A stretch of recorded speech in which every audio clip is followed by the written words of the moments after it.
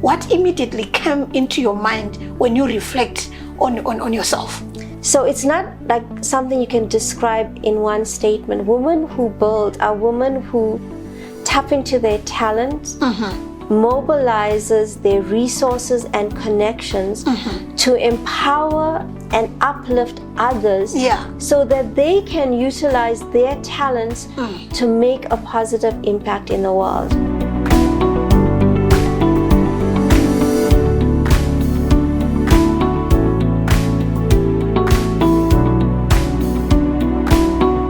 Welcome back to yet another episode on the Women Who Build series. The series where we are meeting different women around us that are making impact in the world, in the community, in the societies that we are in, and they are willing to share their stories to impact or actually to bring lessons that they have learned throughout their journeys. So today in the studio, I'm honored to have Vanessa Hari Persad. Vanessa, welcome to BBH Studios. Thank you so much. I'm excited to be here. Thank you very much. So to our audience, just an introduction of Vanessa. Vanessa is an award-winning, actually a global award-winning transformational leadership and resilience coach. She is an executive coach. She's a speaker and the founder and CEO of Shankara People Solutions. She specializes in leadership development, organizational transformation, emotional intelligence, and building resilience, also building high-performing teams. She is a holder of an MBA and a senior professional certified coach. And Vanessa, she is recognized for her neuroscience-based coaching approach and for helping leaders navigate change, uncertainty, and workplace well-being. Vanessa is also a sought-after keynote speaker, and she sits in advisory board and an advocate for human-centered leadership and sustainable organizational growth.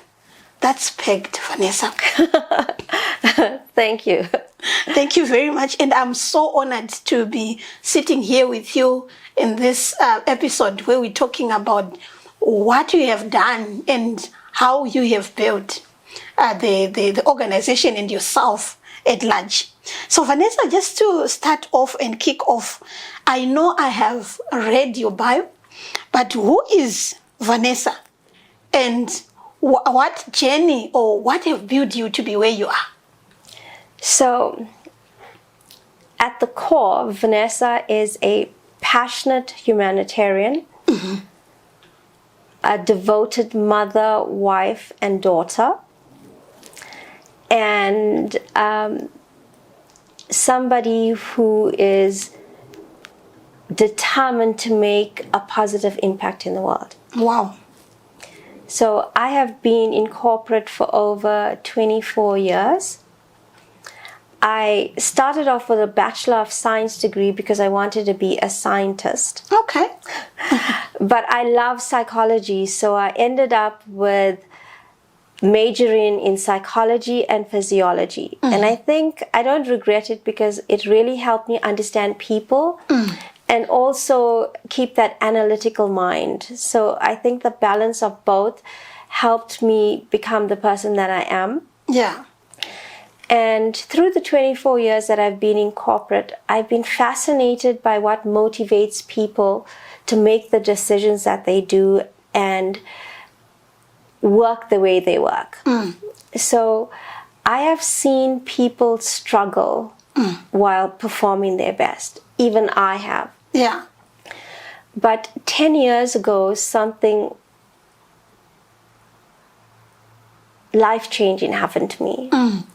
I was diagnosed with lupus, an autoimmune condition that caused severe nerve damage and really changed my life.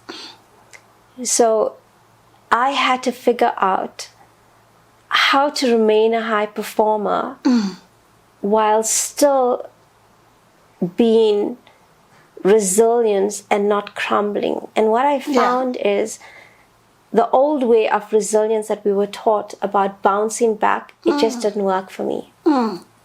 And so through my journey for the 10 years living with lupus, I had to become very self-aware of what my body could handle and not handle. I had to be very kind because my body could not perform anymore. I had to become curious about how to manage my energy, and become resourceful, use what I had instead of trying to operate in ideal conditions. And so through all of that, when I left 2 years ago to start my leadership company, I gave a name to a framework that helped me navigate my illness and be successful. And it's called SCCR. It stands for self-awareness, compassion, curiosity, and resourcefulness. And I call it the Resilient Leadership Framework. Wow. So I teach this and talk about it all over the world. And my goal and mission right now is very clear, that I want to build resilient leaders at every level. And I want to start it early with the young people. Wow. Wow. Vanessa, when you say you want to start it with the young people, I think that's something that we have been looking for in the world at large. Because when we are at workplaces, that's when, or when you are adults, that's when you are told about be resilient, but you don't know about it. Maybe I'm actually at a place where I'm not supposed to be. And how then can I be resilient? I think that's very phenomenal. So when you are talking about your journey, to say is it something that you're already running, or is it something that you are still building for the young people? So it's something I have already started. So I'm a mother of a 14-year-old daughter and a 23-year-old son. So I think that when you are raising a boy and a girl, they bring different wisdom to you when you raise them, and different challenges. So what I noticed when my daughter, from the time she was 8, the school system is not prepared to handle the challenges that young girls go through in their emotional growth. In terms of psychologists providing support for their emotional growth. So the Shankara Leadership Academy is an academy for girls 14 to 16 years old. It will be launched next year during the first quarter. It's a 3-day program that helps girls understand what kind of leader they want to be, understand what leadership is. And this is about personal leadership. It's not about leading others. It's about leading self. So girls at that age don't know what leadership is, because we think that leading means taking on a role. I remember when I was having conversations with my daughter about, leadership, and she says, "Mom, I don't want to be a leader." And so I said, "What do you mean?" She says, "Mom, I don't want to lead other people," because she's an extreme introvert. And so it's these kind of conversations that I have with my kids that has made me aware of the understanding out there. So leadership is about understanding your potential to make an impact. It's about accessing the God-given talents that you have and bringing it out to benefit others. It's about serving through using your talents. It's not about gaining a following. If people follow you, it's because of the impact. But you don't lead to get a following. This is not a Facebook drive or a TikTok drive. It's not that. So, so it's about understanding what leadership means. Then it's about understanding how to become a resilient leader, how to lead when everything seems like it's not working, because resilient leaders can be vulnerable. So they need to know that there are no perfect conditions. When you are resilient, you can still be scared. You can still be afraid. But when you know yourself, you have to be kind, compassionate, and then you have to be curious. Okay, now that I know where I am and what's happening, what can I do? And then it's about opening yourself up to new possibilities and then looking around, okay, what do I have available to me? Wow. And so you build a system that's your system. What I find is that when people hear about resilience, they think resilience is someone that they see. That person is so resilient, they're so tough. Nothing brings them down. But that's not resilience, that's performance. Okay. So resilience is a system that you build for you, by you, so that anytime something comes up, you can tap into you. Okay. You are always there. You're never going to leave. Yeah, you're not going to run away from yourself. You can't run away from yourself. So that's what I want to build in girls, so they don't have to feel alone. Okay. Wow. And I think that's the best gift you can give to them. Yeah. In a world where they are constantly looking for support. Yeah. You make them their biggest supporter. Yeah. So the program is built around, there will be specialists that will help them with nutrition, understanding their body, understanding emotional regulation, EQ, also about teamwork, and that leadership is collective. Yeah. It is not one person standing on a platform and telling other people where to go. Yeah. Right? And it's all of those things that you only learn sometimes when you're applying for a management role 20 years in the future. Yes. Vanessa, actually, when you are talking, I'm actually realizing that the girls now are more privileged because you are bringing this awareness that lead yourself. So leadership is not about having a follower or you having followers, but it's about you tapping into you in different circumstances. Yes. That's very interesting. And I believe that if you're a mother, if you're a father, or if you have girls and kids that are growing, these are the kind of things that I would really, really invest in without thinking twice. Because when you're saying that, if you know how to lead yourself, because you cannot pour to other people what you don't have. Correct. So Vanessa, I just wanted to find out, I know you touched it a little bit when you were introducing yourself. Was the path that you are in, was it inspired by you being diagnosed with lupus 10 years ago, or what really inspired the path that you are in right now? Yes, it was. So when I was diagnosed with lupus, at first I didn't even know what lupus was. Yeah. And it took 9 months to be diagnosed. I had a myriad of symptoms. I had severe nerve damage, so I lost feelings in my legs from my toes until the top of my thighs, from the tips of my fingers to the top of my arms.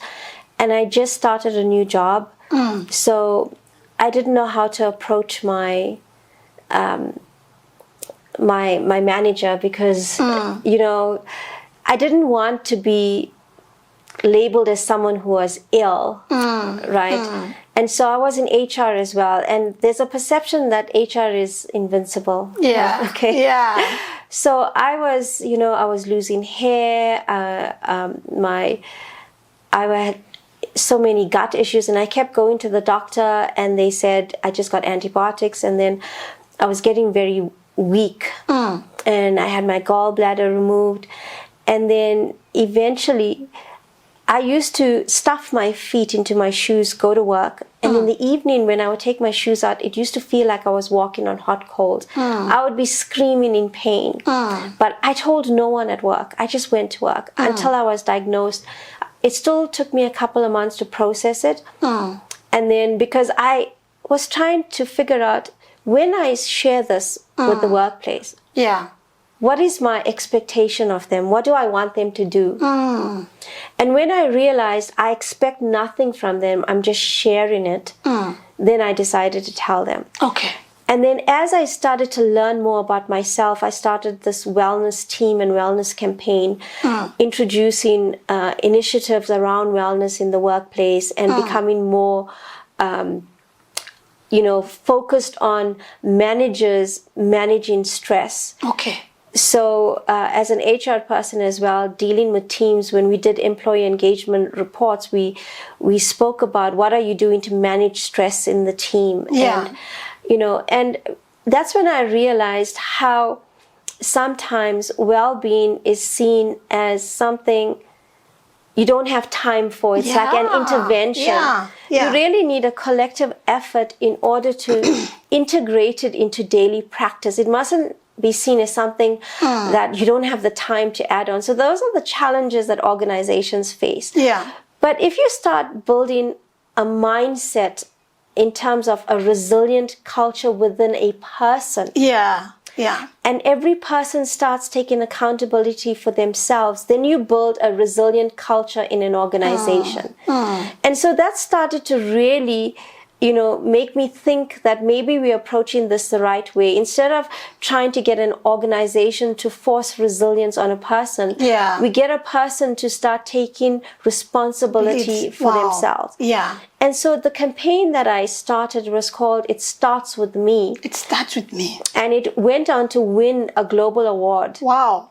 And it competed with 70 countries. The idea was that you sign a pledge to say, what is your commitment to your health? Okay. I pledge for this year that I'm going to exercise or I'm going to eat more fruits or whatever. And then I built a journal with a habit tracker and with spaces to record how you were feeling, some monthly checks where you could go to the doctor and when you came back, you would write things. So basically it was keeping your health top of mind. Okay. Okay. So it was also, we were inspired by atomic habits, like how do you create habits that stick? Okay. So if you want to eat healthily, as example, and you want to eat more fruits, then one of the things that you can do is every day you take your car keys, leave a fruit next to your car keys. Okay. So you can just pick up the fruit and take it and go, that kind of thing. So the other thing is that I had to really learn by treating myself as an experiment. Okay. So when I was in so much pain that I couldn't attend a workshop, I was about to take a flight and I couldn't get out of bed. Ish. I had to message the manager and say, let's turn this into a virtual workshop. Okay. So all the delegates were in a hotel waiting for me. And I had to connect online because the workshop I felt needed to go on. But that was the compromise that I could do. That was within my control. Yeah. So that was my resourcefulness and compassion for myself. Okay. Instead of being resentful and criticizing myself, I was like, okay, this is my body. There's nothing I can do about it right now. What can we do? Yeah. And that's how I remained a high performer. Okay. By constantly looking within myself of how I could be resilient moment to moment. Wow. And so, something really miraculous happened to me. My children have learned resilience in a way that is sustainable and healthy as a result of my experience. Okay. So they have seen me resilient even though I've been broken. Okay. So they know that resilience isn't perfection. Yeah. Okay. Yeah. So I've been experiencing excruciating pain for the last 10 years. So every month I get 30 high strength painkillers because at certain times the pain is so unbearable that I could just pass out. So I always travel with someone so that there's someone with me. Yeah. So last year in November, I was speaking at the House of Lords and I had run out of painkillers. And so very desperate, I bought some heat pads and I'd use them. And then the next day I was going to Dubai to collect an award and I was a keynote speaker. But I'd left my patches on for longer than I was supposed to. Okay. When I got to Dubai, my patches had melted all my skin. And my son luckily was with me, so he went to the mall to get some stuff. And at that moment, there was instinct to berate myself, like, how could I be so stupid? Like, how could I just leave this on? And I just stopped and paused, and I said, it's okay. It's been a busy week. It's okay. Yes. And that's been my slogan, like, it's okay. Okay.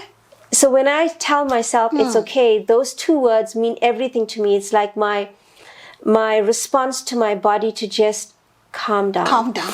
Yeah. Easy out. Exactly. So it's so much in those 2 words. Yeah. It's okay.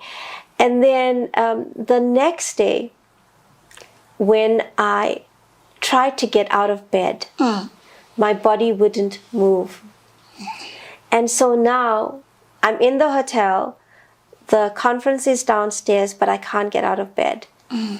My son comes into the room and says, Mom, you're going to be late. And I can't get out of bed. And so now I'm sitting and thinking, what am I going to do?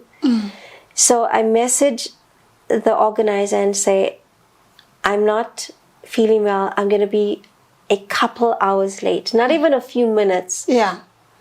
And then I tell her what happened, and I'm feeling really guilty. And so I send her pictures of my wounds because I'm justifying that. Yeah. Because how do you explain, I'm in the same hotel upstairs, but I'm going to be 5 hours late? Yeah. So I send her pictures of my wounds to say, this is what happened. And then she said, oh, I'm so sorry. It's okay. Take your time. Like 5 hours later, when my body calms down, I get out of bed. My son brings some wound dressing, put on some burn ointment, and I go down to go and deliver my speech. And I couldn't even find my pants for my suit. I left it in London, and I'm like, okay, you know what? I'm a resilience coach. Let's be resourceful here. Find something in my bag, put it on. And when I went on stage, I joked about it that next time I want to be a wealth coach. Yeah. Being a resilience coach, I'm constantly tested. Yes, every single moment. Every single moment I'm tested. Yeah. And so when I came back to South Africa, my health took on a serious downturn. I could hardly walk. I would show up where I needed to be, and then I would go into bed. And then in the beginning of this year, I could hardly get out of bed. Yeah. I had infections. I, was taking antibiotics. And then one weekend, I fainted at home. And my family they said, no more resilience for you. They rushed me to hospital. And then I found out that my kidneys had failed.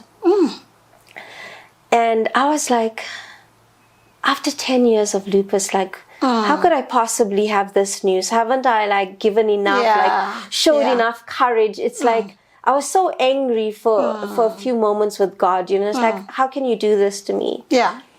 And then I told myself, I need to be grateful, even though there's people that have been worse than me. So I was on a catheter, I was on IV drips, they were giving me strong antibiotics, I was on a blood pressure monitor monitoring me for 24 hours. Every 15 minutes it will check my blood pressure because I had chronic low blood pressure.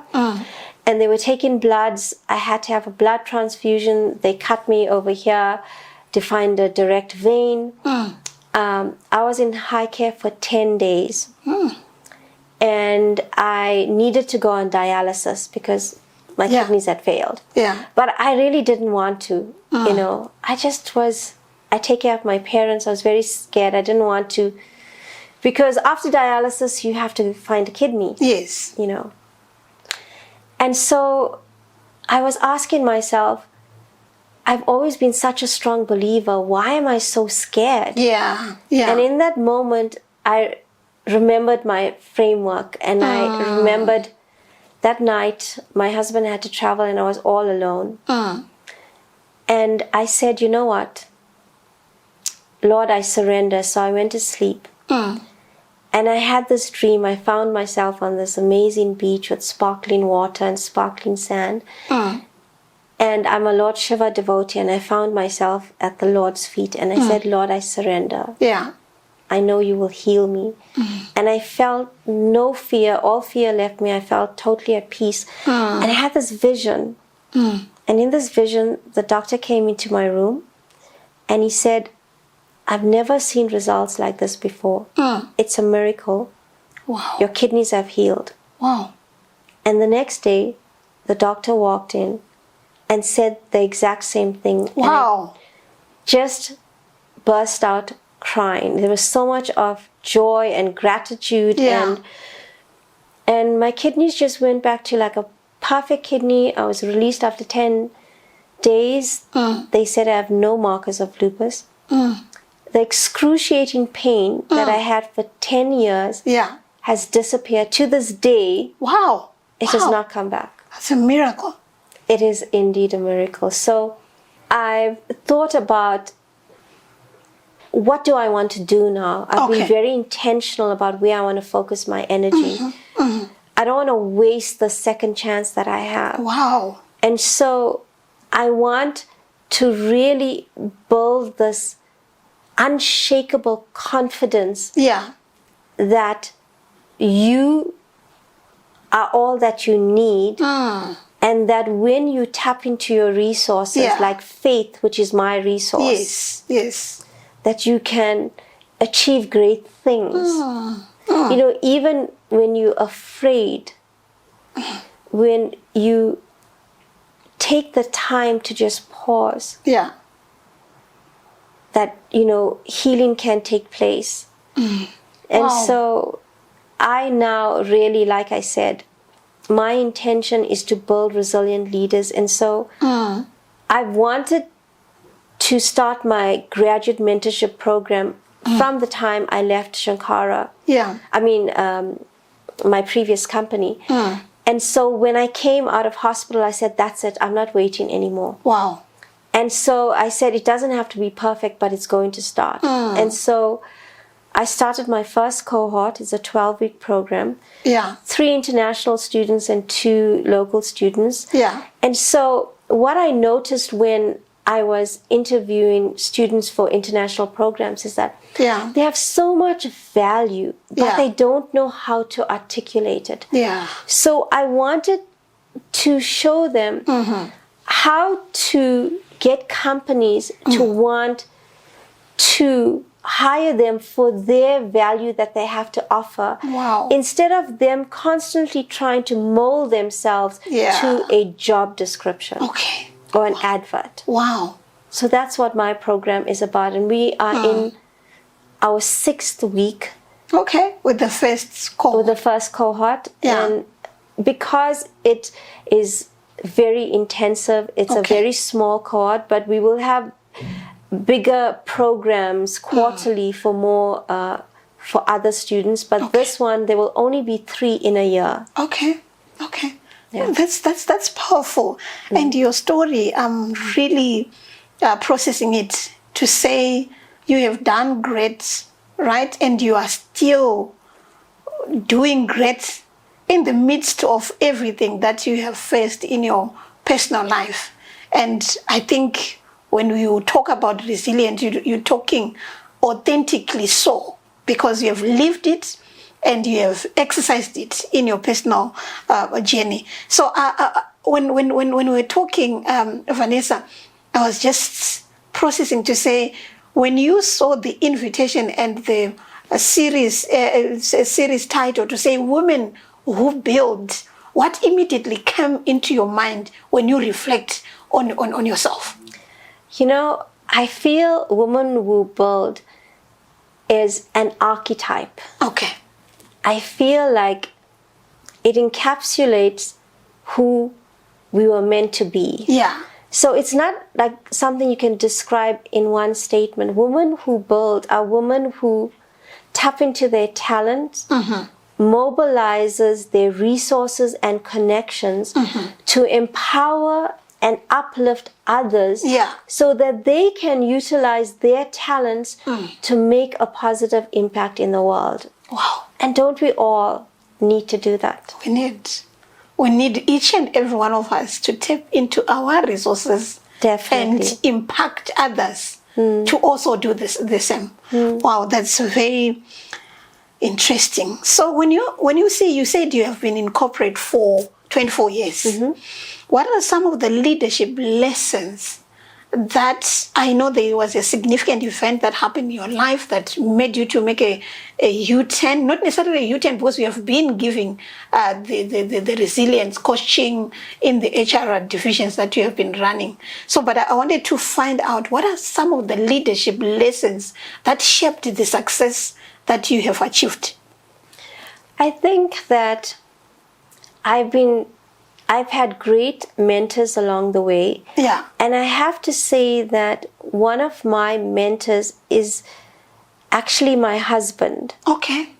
And we have a very close relationship, and I think it is because we've met when we were very young. Okay. And we often talk about the challenges in organizations. He's a CEO, and from his operational perspective, we often have a lot of dialogue about the people side and the operational side and balancing the both. Yeah. I also had the opportunity of working under a few managers that showed me what good leadership should be like. I had managers that allowed me to be autonomous. Yeah. Allowed me the space to grow and develop my own personal leadership style. Yeah. So I think that leadership is personal. Okay. Okay.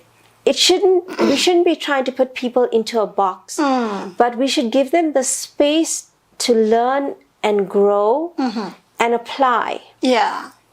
You know, we should also allow them to fail and experiment. Yeah. And I noticed that there wasn't too many of that in other teams, but I had some of that. But I also had very bad experiences where I know what I didn't want to be. Okay. Okay. So I think that you need good and bad experiences. Yes. If you only have good experiences, when you experience something bad, it will shock you. Yes.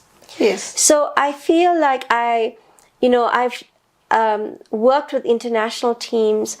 I have had extremely difficult challenges. I've worked with difficult teams. And all of that has been part of my growth to help me understand that leadership is not about perfection. Yes. Yes.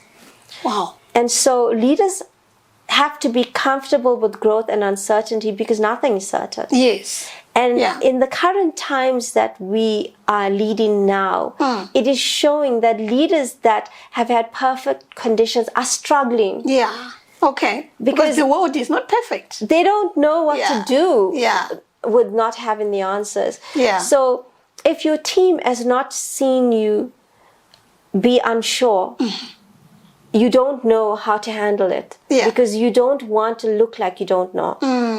So you have to be comfortable. Your team need to know what your strengths are, but also know that you have some blind spots. Yeah. Yeah. And you're human. Yeah. I always used to say to people that, you know, there is a human in human resources. Okay. Okay. And her name is Vanessa. Okay.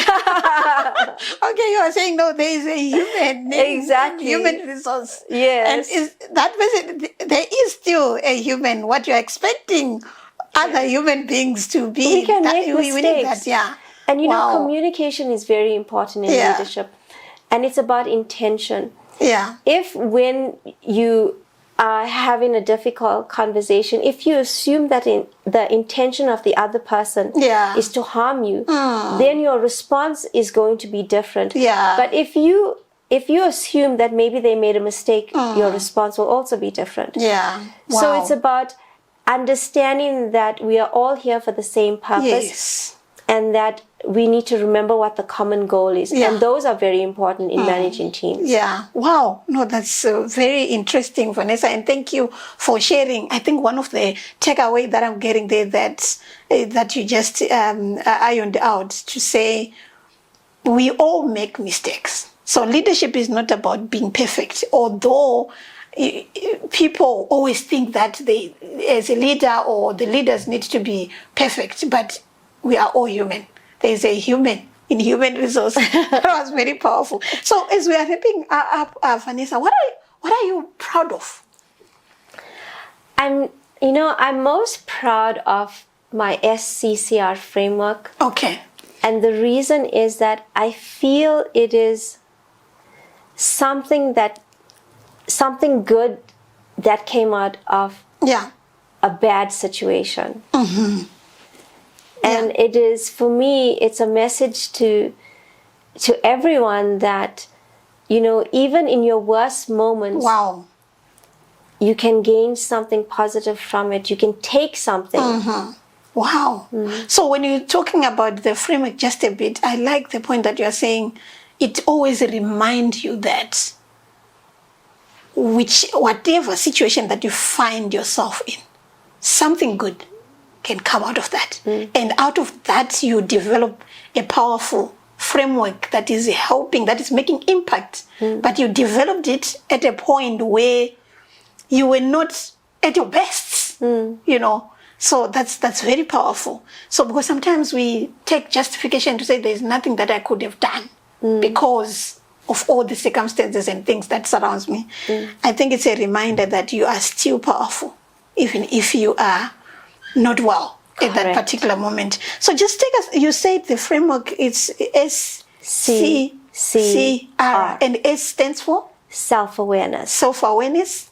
C stands for compassion. Compassion, yes. The next C stands for curiosity. Curiosity, yes. And the last R stands for resourcefulness. Wow.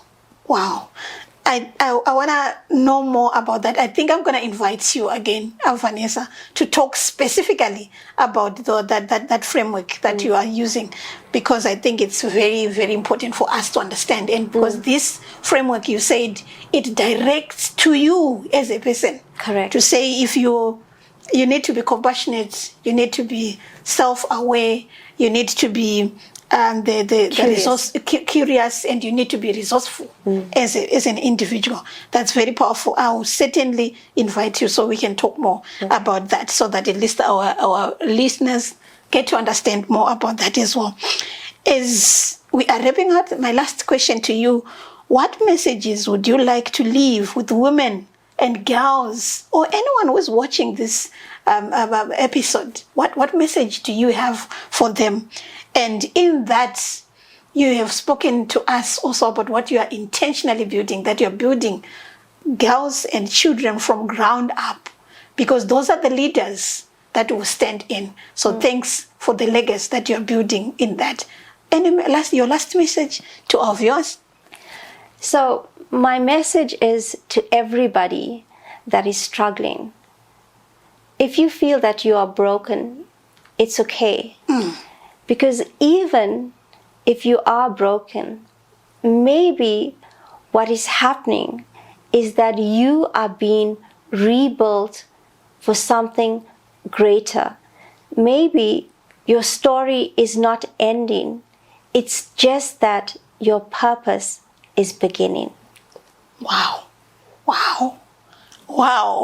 I am blown away, Vanessa. That was Vanessa from Shankara People Solutions. And I think you can actually find her on LinkedIn, follow her, and we need you. We need you back in the studio, Vanessa, to talk more so much about a lot of things that you have just shared in these short minutes. Thank you very much. Thank you so much. I really appreciate Thank you. you.